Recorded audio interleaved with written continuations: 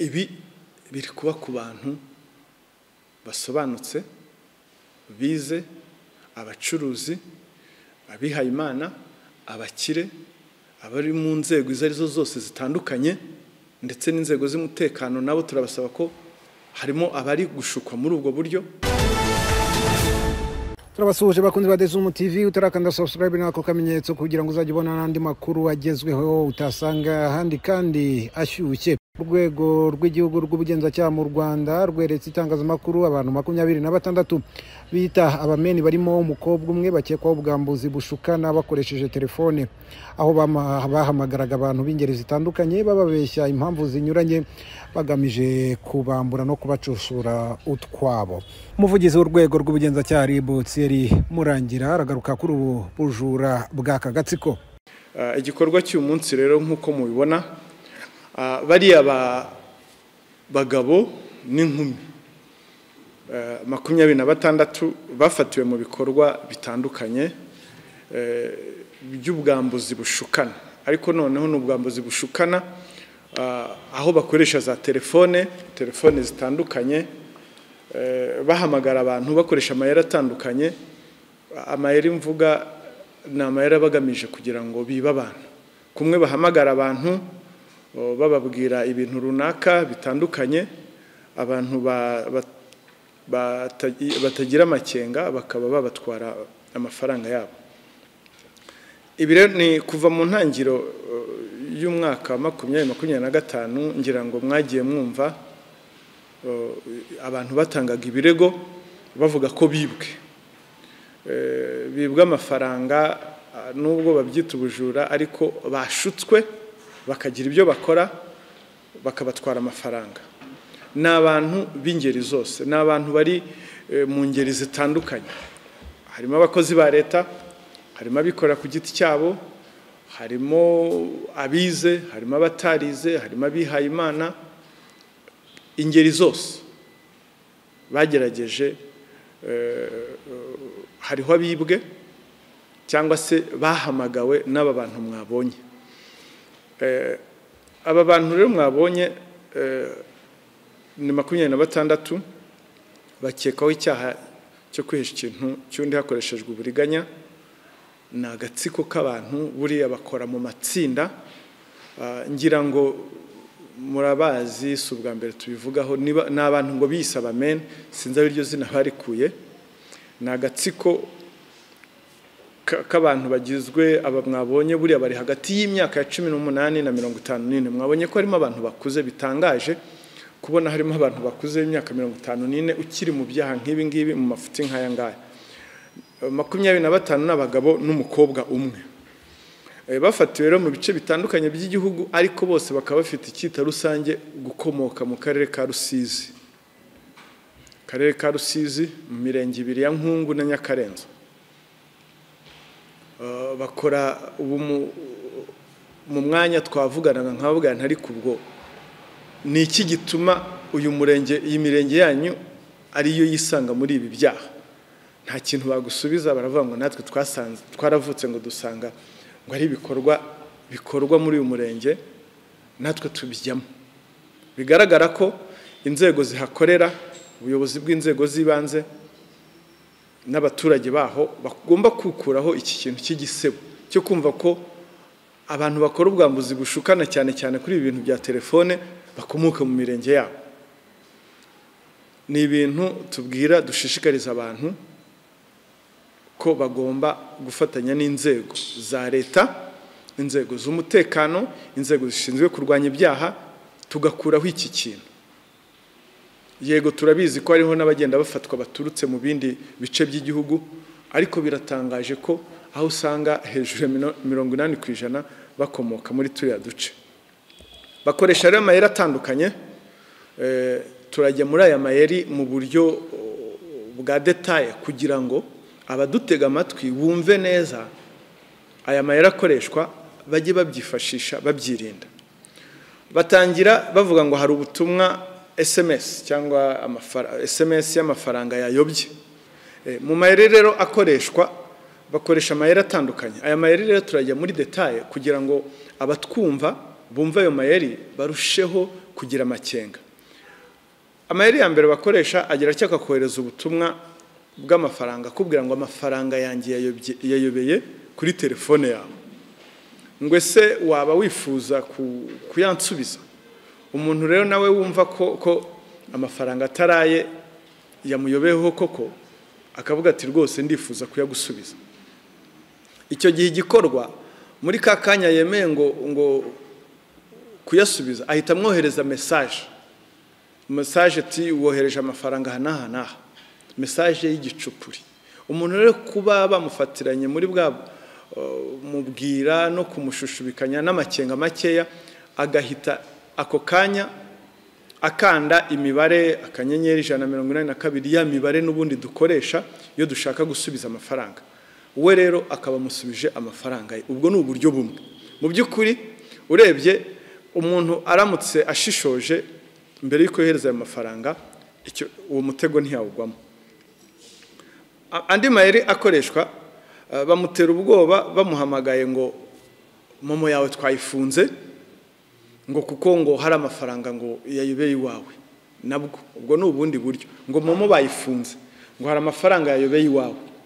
Ya momo mu by'ukuri ntayiba yafunzwe, ariko iyo uvuze ngo none nkora iki, agahita kohereza message ngo your momo, ngo cyangwa ngo your momo code ngo has been blocked.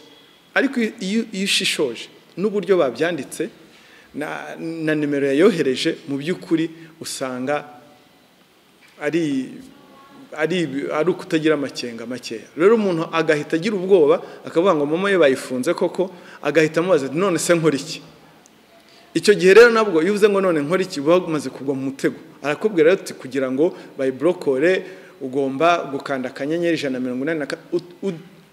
Ibyo bababwira, kode bababwira, imibare bakanda ni kode, ni ziriya kode dukoresha iyo twishyura igicuruzwa runaka. Ariko babivuga mu buryo kanda akanyenyeri 182 akanyenyeri 8 akanyenyeri 1, niba ari nka kode akakubwira 555 akanyenyeri, hanyuma rero akabwira ati shyiraho umubare wawe w'ibanga, akakubwira na nimero cyangwa se kode, ukabohereje amafaranga. Ubwo wowe mu mutwe wawe ntabwo uba wumva ko ngo wohereza amafaranga, ahubwo uba wumva ngo ni kode uri gukora kugira ngo momo yawe bayifungure. Aho rero nanone nibyo tuvuga ngo ni amakenga makeya pe, kuko mu by'ukuri tuzi imikorere ya MTN, tuzi imikorere ya Airtel, arizo communication company dufite. Ntabwo bashatse kuvuga ngo momo yawe ngo bayiblotse hari uburyo bayikuba. Ese n'ubundi nubwo bayibloka byo hari amakosa yakoreweho, kugira ngo bongere bayifungure byaca muri ubwo buryo bwa telefone. Ugira ubwoba bw'iki? Wagiye kuri service center hariho hose ukababwira ikibazo wahuye nacyo bakabayibloka. Kuki ugomba gukurikiza ibyo umuntu runaka yavuze, umuntu utazi utanabonye? Andi mayeri ya gatatu, ngo hari service muri no minsi turi gutanga zo kongerera abantu amafaranga ya mo cash, ngo inguzanyo ya mo cash. Ngira ngo namwe ubwanyu ndabona harimo bamwe baseka, harabumvisa ayo makuru ngo kongera ngo inguzanyo ya mo cash. Iyo ubyemerera nanone nibwo bagucisha muri za nzira zo kubwira ngo kanda akanyenyeri iriya mibare ya kode bavuze, bikarangira amafaranga yawe agiye. Ikindi andi mayeri yakoreshwa basaga nkaho ari mashya, ngo nimero yawe y'iranga muntu ngo ibaruyeho sim card nyinshi, ngo kandi izo sim card ngo zimwe muri zo hari zakoreshejwe muri fraud, hari zakoreshejwe mu bujura. Iryo ni aya mayeri yarakunze gukoreshwa kuri bano bantu bakoresha izizwi nka 030. Umuntu rero wa 030 wumva n'icyubahiro cye akavuga ati koko nimero yanjye yabarujweho telefone, nimero za telefone zikoreshwa mu bujura. Ati none ubwo nakora iki?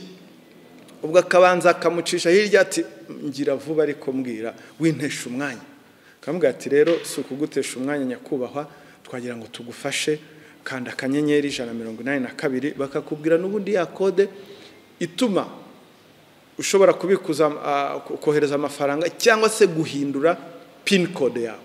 Pin code ndavuga umubare w'ibanga wa momo yawe. Rero maze kuhindura urumva ibibazo biba bitangiye kuvuka, amafaranga yawe barayatwara.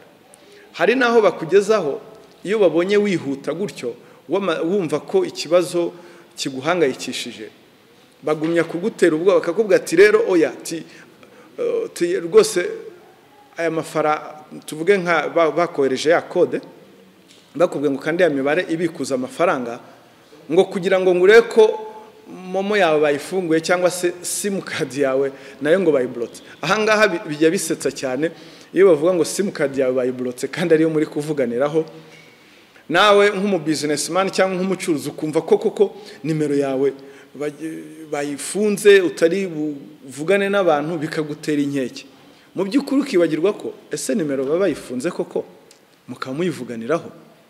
Aho rero niho nagutegeka kubwira ati ntabwo ndabona igifunze, ongera ujye kuri konte yawe ya banke ubikuza amafaranga urebe ko kuri momo koko ajyaho, ngo urebe ko ajyaho koko, nawe ukajya kuri konte ugakura kuri konte yawe ugashyira kuri momo bakayatwara.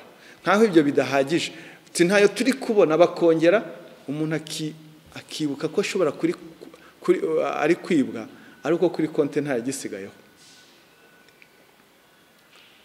Ibi biri kuba ku bantu basobanutse, bize, abacuruzi, abihaye Imana, abakire, abari mu nzego izo arizo zose zitandukanye, ndetse n'inzego z'umutekano nabo turabasaba ko harimo abari gushukwa muri ubwo buryo. Ubu butumwa bube ubwa buri munyarwanda. Ayo ni amayeri twavugaga. Hari n'andi mayeri, inkuru zikura umutima abantu. Inkuru zikura umutima abantu. Bakakubwira ngo umwana wawe ngo baramugonze, ngo ndi maîtresse, ngo none ari kwa muganga, ngo turashaka ngo wohereze amafaranga. Inkuru zikura umutima nk'izo ngizo. Ntiwibutse kubaza deregiteri wo ku ishuri cyangwa se mwarimu uhise wohereza amafaranga. Hari n'izindi message mwagiye mubona ngo ya mafaranga yashyire kuri iyi nimero. Byakubita ko hahagaze kuri account ugiye kwishyura cyangwa se hari umuntu ufite ideni koko ukabura yohereje. Ya mafaranga yashyire kuri iyi nimero, wowe umpamagaye urinde. Kugira amakenga ko abantu ni ukubaza mbere y'uko ukanda imibare runaka wohereza.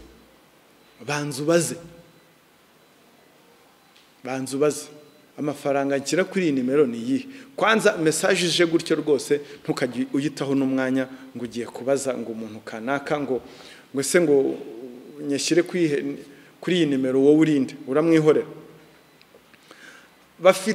Bari gukoresha amayeri atandukanye, bari gukoresha abantu b'igitsina gore bavuga Icyongereza, bavuga indimi neza, kugira ngo hari mu bamwe kugira ngo nibura ukeke ko ari umukozi wa MTN cyangwa wa Airtel. Mu bantu twaganiriye bari bibwe ayo mafaranga yaratubwiye ngo rwose ngo wumvaga ngo ijwi ry'umukobwa, ngo ijwi rituje, ngo ntabwo wakeka ko ari ijwi ry'umwesukuru. Ndamaza nti se ijwi ry'umwesukuru rimera rite? Ntiyansubije. Kuko ijwi ry'umwesukuru rimera gute? Kuvuga utuje kugira ngo wibe kuko ubu nibwo buryo nibwo bwoko bw'ibyaha turi guhura nabyo. Ubu ngubu nibyo byaha turi guhura nabyo, aho bakoresha amayeri atandukanye kugira ngo bakwibe amafaranga runaka. Kuko bazi neza ko ibya bintu byo kuvuga ngo arakuniga gutwara amafaranga, bazi neza ko yagukora mu mufuka, nta muntu ugitwara cash. Ubwo rero nibwo buryo bagenda bakoresha kugira ngo biba abantu amafaranga. Iperereza rero ryakozwe ryagaragaje ko bari abantu buriya harimo n'aba agent. Aba agent bakorana n'aba ngabo. Kuko umwohereza amafaranga umuntu arashukwa akoreza y'amafaranga koko y'amafaranga bagahita bayahererekanya akabikuzwa ku mu agent runaka agahita yabaha. No kuvuga ngo babikora hari umu agent bari hamwe, aba agent buriya nabo barimo bafashwe. Ikindi cyagaragaye iperereza ryagaragaje muri iki gihe mu birego twakiriye twasanze abantu baribwe miliyoni zigera kuri 30, miliyoni zigera kuri 30 z'amanyarwanda, agera kuri miliyoni 15 yaragarujwe asubizwa ba nyirayo. Buriya bari abantu amafaranga bibaga hariho bamwe bayiguragamo imitungo ifite agaciro ka miliyoni 10 nayo yarafatiriwe igomba kuzagurishwa, amafaranga azavamo agasubizwa abibwe. Muri make tugereranyije muri miliyoni 30 zibwe, hejuru ya 25 yarasubijwe, yarafatiriwe, amwe yasubijwe, andi ari muri iyi mitungo nk'uko nabisobanuye. Ibyaha bakurikiranyweho rero bose uko bafashwe bakurikiranyweho ibyaha 5. Icyaha cya mbere ni ugushyiraho umutwe w'abagizi ba nabi cyangwa se kuwujyamo, kwihesha ikintu cy'undi hakoreshejwe uburiganya, kwiyitirira umwirondoro, kudasobanura inkomoko y'umutungo, n'icyaha cy'iyezandonke. Ibi ni ibyaha uko ari 5. Icyaha gito kirimo gihanishwa igihano cy'imyaka 2, ikinini kirimo gihanishwa igihano cy'imyaka 10. Gushyiraho umutwe w'abagizi ba nabi ni icyaha gihanwa n'ingingo ya 224 itegeko riteganya ibyaha n'ibihano muri rusange, aho ubihamijwe n'urukiko ahabwa igihano cy'igifungo kuva ku myaka 7 kugera ku myaka 10. Naho icyaha cyo kwihesha ikintu cy'undi hakoreshejwe uburiganya gihanwa n'ingingo y'174 itegeko riteganya ibyaha n'ibihano muri rusange, aho ubihamijwe n'urukiko igihano ahabwa ni igihano cy'igifungo kuva ku myaka 2 kugera ku myaka 3, ariko hakiyongeraho n'ihazabu y'amafaranga ari hagati ya miliyoni 3 na miliyoni 5. Kwiyitirira umwirondoro, icyaha giteganywa n'ingingo ya 40 itegeko ryerekeye gukumira no guhana ibyaha bikoreshejwe ikoranabuhanga, igihano yahabwa aramutse abihamijwe n'urukiko ni igifungo kiri hagati y'imyaka 3 n'imyaka 5, n'ihazabu y'amafaranga y'u Rwanda iri hagati ya miliyoni 1 na miliyoni 3. Naho kudasobanura inkomoko y'umutungo, icyaha giteganywa n'ingingo ya 9 y'itegeko ryerekeye kurwanya ruswa, igihano yahabwa aramutse abihamijwe n'urukiko ni igifungo kiri hagati y'imyaka 7 n'imyaka 10, n'ihazabu y'amafaranga y'u Rwanda yikubye inshuro kuva kuri 3 kugeza kuri 5 y'agaciro k'umutungo adashobora kugaragaza aho yawubonye mu buryo bwemewe n'amategeko. Naho icyaha cy'iyezandonke akaba icyo cyaha cya nyuma gihanwa n'ingingo ya 23, ingingo ya 23 y'itegeko rihana iyezandonke. Igihano yahabwa ni igifungo kuva ku myaka 7 kugera kuri 10, n'ihazabu yikubye inshuro kuva kuri 3 kugeza kuri 5 y'umubare w'amafaranga y'iyezandonke.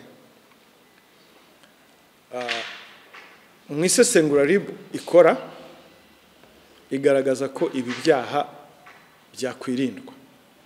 Ibi ni ibyaha byakwirindwa.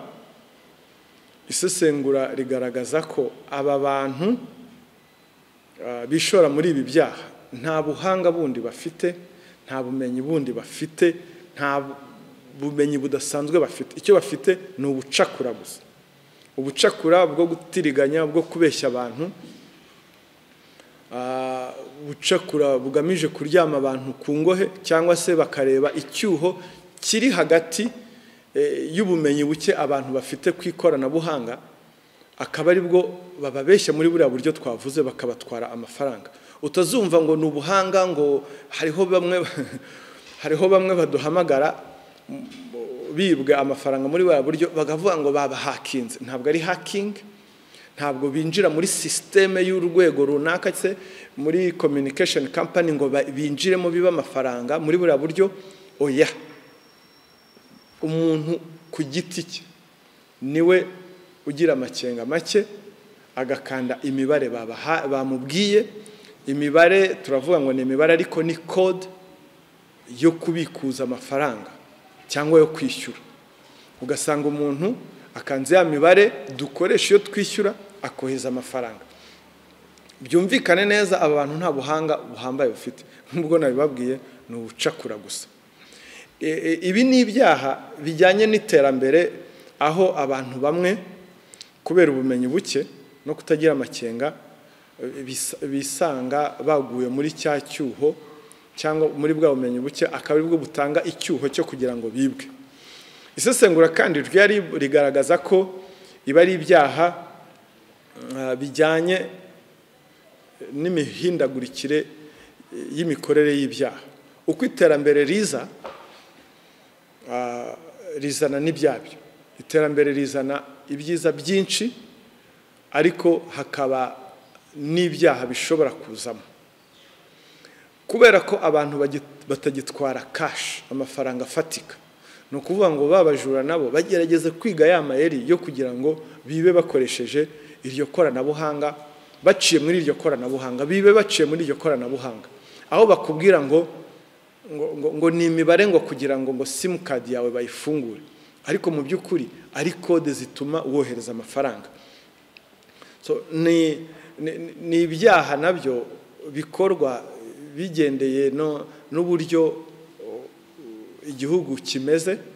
Igihugu turi kuva mu gukoresha ibintu, turi kujya muri digital mu buryo bw'ikoranabuhanga. Ni ukuvuga ngo niba tutagitwara cash, naba bantu kera bibaga bateza abantu baguteye cash, basenya inzu kugira ngo bateye banke, abo bantu nabo ntibishoboka ko bakora ibyaha nk'ibyo kuko ntawe ugitwara cash. Niyo mpamvu ubu ngubu turi mu mihindagurikire ry'ibyaha mu rurimi rw'icyongereza, hari ibyo bita shift from violent crime tujya muri white collar crimes. Ni ukuvuga ngo turi kuva mu byaha bikoreshejwe kiboko tujya mu byaha abantu bakora baciye mu ikoranabuhanga. Nubwo bimeze bityo, ariko nubwo bimeze gutyo, icyo dusaba abanyarwanda, ubutumwa tubaha ni ukubima amatwi. Ubutumwa dutanga duha abanyarwanda muri rusange ni uko tubabwira ngo gira amakenga, ubima amatwi. Iyi ni kampeni twatangije yo kuvuga ngo tubima amatwi. Kubima amatwi bivuga iki? Byose bihera, ibi byaha bihera ko wabateze amatwi, utagize amakenga. Turavuga ngo gira amakenga, ubima amatwi, kuko byose bihera kubatega amatwi, ukumva ibyo, ugakurikiza ibyo bagutegetse. Bima amatwi ntabwo ari slogan, ahubwo ni ubukangurambaga turi kubwira abantu ngo mubima amatwi. Kandi iyo tuvuze ngo mubima amatwi, turabwira wowe muntu twumva, wowe uduteze amatwi, ubutumwa ni ubwawe, ntabwo ari uwundi muntu. Hariho tendance, hariho hanze aha aho bavuga ngo bari abantu ngo bibwa ngo ni abaturage, ariko mu by'ukuri nk'uko nababwira, kategori zose zirimo, ingeri zose z'abantu zirimo, abize, abatarize. Abanyamakuru namwe murimo, harimo abibwa, kandi twabahaye ubutumwa ubutumwa ukabutwara ukabushyira bagenzi bawe, ariko we ntubukoresha, ukumva ko bugenewe undi muntu. Mu by'ukuri ni ubwa buri muntu, ni ubwa buri muturarwanda. Mpise nibuka nti namwe banyamakuru, namwe murimo birababaje kuba ushobora gutwara amakuru afasha abandi bantu bakirinda ibyaha, ariko wowe ntubugire ubwawe, bugira ubwawe. Harimo ingeri zose z'abantu, abize n'abatarize. Hariho hanze aha bavuga ngo ngewe ngo narize, nibyo warize, uzi n'ubwenge pe, nta n'ubishidikanyaho, ariko ntabwo uzi ubucakura bw'aba bantu, kuko ntaho bigisha ubucakura. Rero wowe uzi ubwenge, ariko bariya bandi bo bazi ubucakura. Ubwo bucakura rero nibwo tuvuga ngo tubugireho amakenga, tugire amakenga, ntitubyemere. Ngira ngo mumfashe bafatanya bikorwa beza, ubutumwa mubugezeyo pe, mubugezeyo. abize abatarize barimo, abo mu nzego za leta muzikorera barimo, abanyeshuri barimo, abaganga barimo, abavoka barimo, abacamanza barimo, inzego zose baribwa. Ndabasaba ngo ubutumwa mu bugira ubwanyu, kuko ibi ni ibyaha byacika. Umunsi twese twumvise ubutumwa RIB itanga ngo gira amakenga ubima amatwi, umunsi buri muntu wese yabyumvise ubutumwa yabugize ubwe, buri muntu wese, ibi byaha bizacika. Ikindi navuga, muri no minsi cyane bari bibasiye aba bantu ba 0830. 0830 ni nimero zizwi ko ari nimero z'abantu biyubashye. N'aba bantu iyo tuganira nabo turababaza duti bariya mwabonye twafashe, turabaza duti noneho kuki uyu munsi muri no minsi mwibasiye 0830. Mbere bafataga nimero yari yose, barakubwira ngo icyambere 0830 ni nimero z'abantu biyubashye, turabizi. Icya kabiri ni z'abantu bafite amafaranga koko, kandi nibyo koko. Noneho mu mvugo yabo ngo ni z'abantu b'abakapo. Mu mvugo yabo abakapo bivuze iki? Ngo abantu basobanutse, bafite n'amafaranga, biyubashye.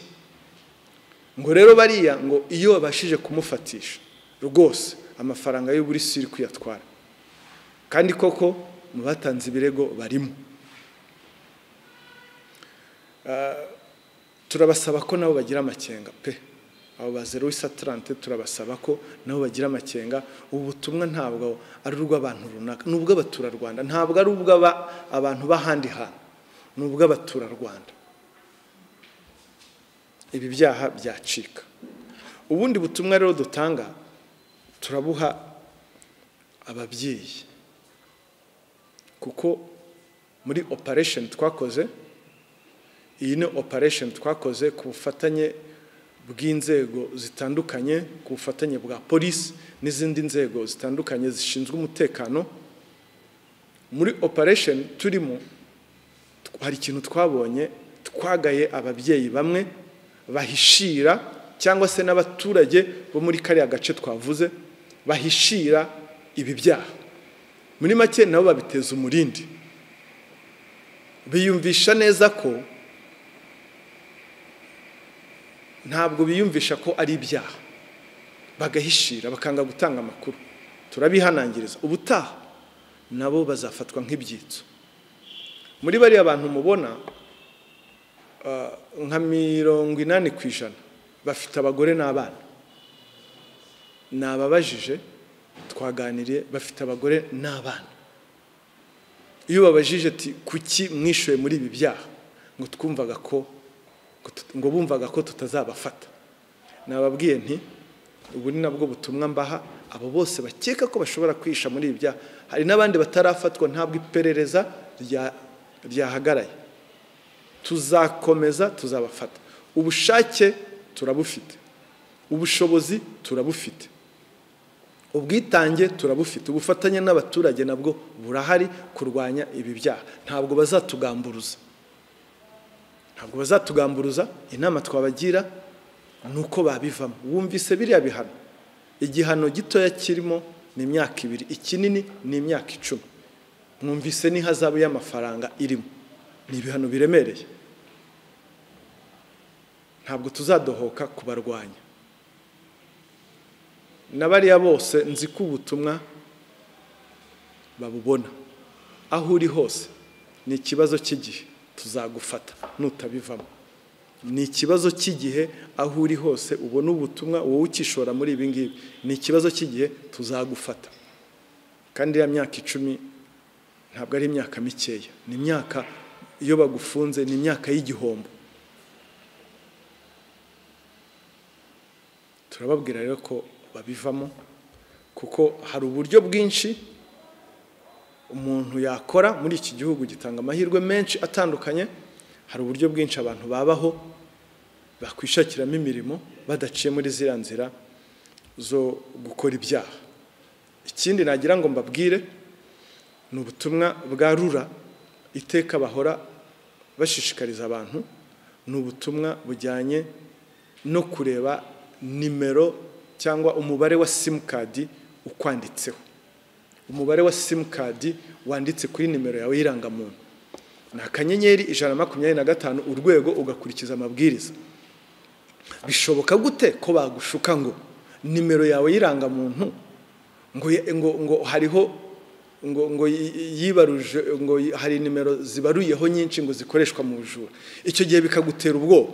Niyo mpamvu dutanga ubu butumwa, buri muntu wese agende arebe nimero zanditse ku irangamuntu ye, akanda akanyenyeri 125 urwego agakurikiza amabwiriza.